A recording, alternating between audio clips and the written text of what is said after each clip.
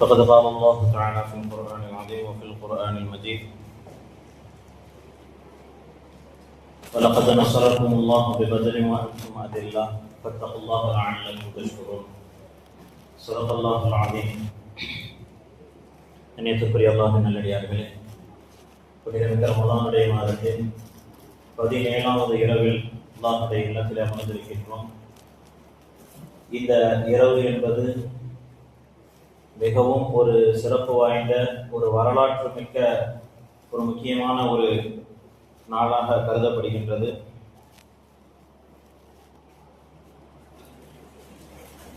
இந்த பத்ரினுடைய, அதாவது ரமதானுடைய 17ஆம் இரவில் 17வது நாள் இஸ்லாமியர்களுக்கு இஸ்லாமிய வளர்ச்சிக்கு ஒரு பெரும் பங்கிட்ட ஒரு முக்கியமான ஒரு நாள், ஒரு முக்கியமான ஒரு நிகழ்வு நடைபெற்ற ஒரு நேரம். ஸல்லல்லாஹு அலைஹி வஸல்லம் அன்னவர்கள் ஆரம்பத்தில் இஸ்லாத்தை எடுத்துரைக்கும் பொழுது மக்கமா நகரத்திலிருந்து மிகவும் கொடுமைகளை அனுபவித்து அல்லாஹ்வினுடைய ஆணைக்கிணங்க மதீனா நகரத்திற்கு ஹிஜ்ரத் செய்கின்றார்கள். ஹிஜ்ரத் செய்த ரசூலுல்லாஹி ஸல்லல்லாஹு அலைஹி வஸல்லம் அன்னவர்கள் அங்கே 1 வருடம் 2 வருடம் நிம்மதியாக சந்தோஷமான முறையில் வாழ்வதை, அதே போன்று இஸ்லாம் கொஞ்சம் கொஞ்சமாக மேலோங்குவதை பார்த்து கொண்டிருக்க மக்கத்து காஃபிர்களால் அப்போது முடியவில்லை. வைத்தறிச்சல் சொல்லுவாங்களா, அந்த வைத்தறிச்சல் அதிகமாயிடுச்சு. என்னடா நம்ம இவ்வளவு கஷ்டப்பட்டு அவரை ஊரை விட்டு துரத்துனா, இங்கிருந்து அங்க போய் ரொம்ப சந்தோஷமா இஸ்லாத்தை எளிய முறையில் அவர் வெளியே எடுத்து கொண்டு போய்கிட்டு இருக்கிறாரு.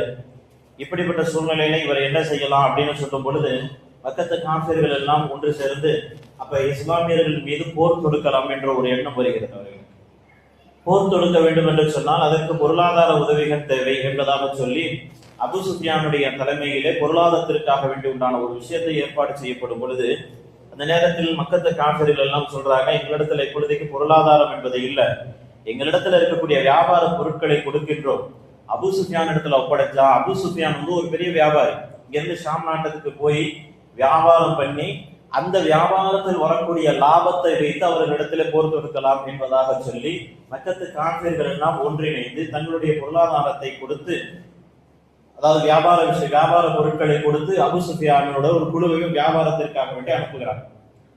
இங்கிருந்து ஷாம் தேசம் செல்லக்கூடிய அபு சுஃபியானுடைய குழு அங்கிருந்து திரும்பி வரும் பொழுது, அங்கிருந்து வியாபாரத்திற்காக வேண்டி எடுத்துக்கொண்டு போன பொருளை கொண்டு மிகப்பெரிய உதவியில சம்பாதித்துக் கொண்டு அங்கிருந்து திரும்பி வராங்க. திரும்பி வரும் பொழுது மதீனா நகரத்தை தாண்டி தான் இவர்கள் உள்ள மக்கமா நகரத்திற்கு போக வேண்டும். ஸல்லல்லாஹு அலைஹி வஸல்லம் என்ன செய்யறாங்க அப்படின்னு சொன்னா, முஸ்லிம்களும் சஹாபாக்களும் இந்த வியாபார குழு வருகின்றது, இந்த வியாபார குழுவை வழிமறிக்கலாம் என்பதாக சொல்லி ஒரு இடத்தில அவர்களை வழிமறிக்கின்றார்கள். ஆனால் அபு சுஃபியான் அங்கிருந்து வேறொரு வழியாக திரும்பி வருகின்றார். ஸல்லல்லாஹு அலைஹி வஸல்லம் அதற்கு பிறகு பத்ர் என்று சொல்லக்கூடிய ஒரு இடத்திலே இருக்கின்றார்கள். அந்த இடத்துல இருக்கும் பொழுது இப்படியாக வெளியே வரலாம் என்று பார்த்தா அபு சுஃபியானுடைய குழு அந்த வழியும் இல்லாமல் வேற ஒரு வழியாக மதீனா நகரை தாண்டி சென்றிருக்கிறது. ஸல்லல்லாஹு அலைஹி வஸல்லம் அவர்கள் பார்க்கறாங்க, சரி போயிட்டாங்க அப்படின்னு நினைக்கக்கூடிய நேரத்துல திடீரென்று பார்த்தா இஸ்லாமியர்கள் அந்த பத்ருடைய இடத்துல இருக்கும் பொழுது இஸ்லாமியர்களை சுற்றி காஃபிர்கள் சுற்றி வளைக்கின்றார்கள். அப்ப நாயகம் ரசூலுல்லாஹி ஸல்லல்லாஹு அலைஹி வஸல்லம் அவர்கள் இங்க வந்த நோக்கம் போருடைய நோக்கம் கிடையாது. போருடைய நோக்கத்திற்காக வேண்டி இங்க வரல. இருக்கக்கூடிய சஹாபாக்கள் 300 பேரை கூட்டிக்கிட்டு இங்க வந்து உட்கார்ந்து வியாபார ரீதியா வரக்கூடிய அவர்களை வழிமறிக்கலாம் அப்படின்னு சொல்லி இங்க வந்து இருக்கிறாங்க. இந்த நேரத்துல திடீரென்று போருடைய சூழல் உருவாகும் பொழுது, ஆனால் இங்க இருந்து செல்லக்கூடிய அபூ சுஃபியான் என்ன சொல்றாரு அப்படின்னு சொன்னா, இஸ்லாமியர்கள் எதற்காக வேண்டி வராங்கன்னு தெரியல, அவர்களிடத்துல நான் தப்பிச்சுட்டேன், நீங்களும் அங்கிருந்து இப்ப வந்துருங்க அப்படின்னு சொல்லி சொல்றாரு. அபூ சுஃபியானுடைய சொல்ல யாரு இந்த அபூஜஹல் போன்றவர்கள் எல்லாம் கேட்கல. இவர் தப்பிச்சா போனா போகட்டும், நாம என்ன செய்யணும், முன்னாடி எடுத்து வச்ச கால பின்னாடி வைக்கிறது ஐடியா இல்ல, நேரா இஸ்லாமியர்கள் முகமது இடத்திலும் நாங்கள் சண்டையிடுவதற்காக வேண்டி கண்டிப்பா போயே ஆகும் அப்படின்னு சொல்லி அபூ சுஃபியானுடைய எச்சரிக்கையை மீறியும் அபூஜஹல் கூட்டத்தை கூட்டிக் கொண்டு பத்ருடைய இடத்திலே சுற்றி வளைக்கின்றார்கள். நாயகம் ரசூலுல்லாஹி ஸல்லல்லாஹு அலைஹி வஸல்லம் அன்னவர்கள் சஹாபாக்களை எல்லாமே கூப்பிட்டு கேட்கிறாங்க. சும்மா வந்தோடனே போர் வந்துருச்சு, போர் இறங்குங்க அப்படின்லாம் நாயகம் ஸல்லல்லாஹு அலைஹி சொல்லல. ஸல்லல்லாஹு அலைஹி வஸல்லம் விருப்பம் இல்லை, போருக்காக வேண்டிய ஒரு விருப்பம் இல்லை. ஏன்னா இங்க வந்தது அந்த மாதிரி ஒரு நோக்கம் கிடையாது. வெறும் 313 பேர், 2 குதிரைகள், ஒரு 70 ஒட்டகம், அவ்வளவுதான். 313 பேர் வந்துட்டு போறதுக்கு 70 ஒட்டகம், அதுல தான் சமைச்சு சாப்பிடணும். 2 குதிரைகள் தான் இருக்குது. அந்த அளவுக்கு ஆயுத பலங்களும் சஹாபாக்கள் இடத்துல இல்ல. இப்படிப்பட்ட சூழ்நிலையில ஸல்லல்லாஹு அலைஹி வஸல்லம் என்ன செய்யறது அப்படின்னு சொல்லி சஹாபாக்களை எல்லாம் கூப்பிட்டு கேட்கறாங்க. ஒவ்வொருத்தரா ஒவ்வொரு கருத்து சொல்றாங்க. யா ரசூலுல்லாஹ் வந்துட்டோம், அவங்களும் வந்துட்டாங்க, பார்த்துக்குவோம் அப்படிங்கிறாங்க. நான் நாயகம் ஸல்லல்லாஹு அலைஹி வஸல்லம் அவர்களுக்கு கொஞ்சம் ஒரு நெருடல், என்னடா திடீர்னு கூட்டிட்டு வந்து திடீர்னு போறேன்னு சொல்லி வச்சுட்டோம் அப்படின்னு சொன்னா என்ன செய்யறது அப்படின்னு சஹாபாக்கள் இடத்துல ஒவ்வொருத்தவங்கள்ட்ட கேட்டுக்கிட்டே இருப்பாங்க. ஸஅத் ரலியல்லாஹு தஆலா அவர் சொல்லுவாங்க, யா ரசூலல்லாஹ், அவர்கள் ஒரு ஹதீஸ்ல அறிவிக்கிறாங்க, நான் என்னிடத்துல நாயகம் ஸல்லல்லாஹு அலைஹி வஸல்லம் அவர்கள் கேட்கிறாங்க, எல்லா சஹாபாக்களும் கேட்கிறாங்க, அபூபக்கர் உமர் ரலியல்லாஹு தஆலா சஹாபாக்கள் எல்லாம் போரை தொடங்கலாம் பார்த்துக்கலாம் அப்படின்னு சொல்லக்கூடிய நேரத்துல ஸல்லல்லாஹு அலைஹி வஸல்லம் என்கிட்டயும் வராங்க, என்னிடத்துல வந்து நாயகம் ஸல்லல்லாஹு அலைஹி வஸல்லம் கேட்பாங்க. அப்ப நான் ஸஅத் ரலியல்லாஹு தஆலா அவர்கள் சொல்றாங்க, யா ரசூலல்லாஹ், மூசா அலைஹிஸ்ஸலாம் அவர்களுடைய கூட்டம் போய் திடீர்னு போர்ல போய் உட்கார்ந்துக்கிட்டு நீங்களும் உங்களுடைய ரப்பும் போய் போர் புரிங்க அப்படின்னு சொன்ன மாதிரி நாங்க சொல்லுவோம்னு நினைக்காது, அப்படின்னு சொன்ன மாதிரி நாங்கள் சொல்லுவோம்னு நினைக்காதீங்க. நாங்கள் உங்களை முழுமையாக ஈமான் கொண்டிருக்கின்றோம், அல்லாஹ்வை முழுமையாக ஈமான் கொண்டிருக்கின்றோம், உங்களை முழுமையாக ஈமான் கொண்டிருக்கின்றோம். நீங்கள் உங்களுக்கு பின்னால் நாங்கள் எந்த நேரமும் இருப்போம், உங்களுக்கு வலப்பக்கமும் இடப்பக்கமும் முன்புறமும் பின்புறமும் நாங்கள் முழு பாதுகாப்போடு நாங்கள் பக்க துணையாக நிற்போம் என்பதை ஸல்லல்லாஹு அலைஹி வஸல்லம் ஒரு இடத்துல நாங்கள் எத்தி வைக்கின்றேன் யா ரசூலல்லாஹ்.